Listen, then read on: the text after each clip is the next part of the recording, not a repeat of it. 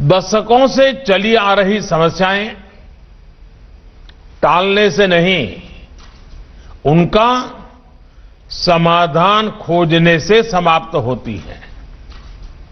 सिर्फ सांसदों के निवास ही नहीं, बल्कि यहां दिल्ली में ऐसे अनेकों प्रोजेक्ट्स थे जो कई कई वर्षों से अधूरे थे, लटके पड़े थे। कई इमारतों का निर्माण इस सरकार के दौरान ही शुरू हुआ और तय समय से पहले समाप्त भी हुआ।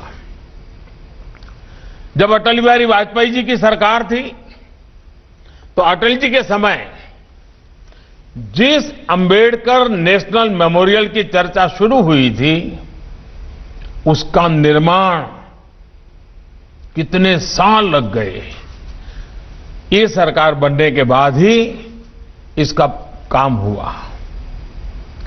23 वर्षों के लंबे इंतजार के बाद डॉक्टर अंबेडकर इंटरनेशनल सेंटर का निर्माण इसी सरकार में हुआ। सेंट्रल इंफॉर्मेशन कमीशन की नई बिल्डिंग का निर्माण इसी सरकार में हुआ।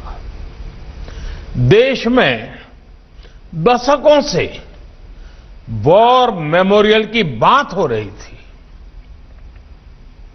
हमारे देश के वीर जवान लंबे अरसे से इसकी आशा कर रहे थे, मांग कर रहे थे।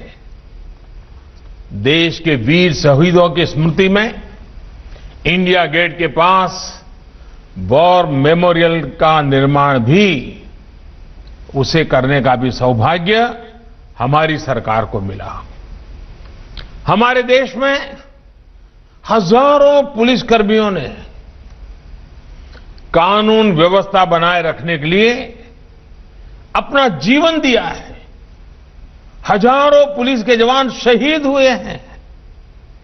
उनकी याद में भी नेशनल पुलिस मेमोरियल का निर्माण भी इसी सरकार के द्वारा हुआ।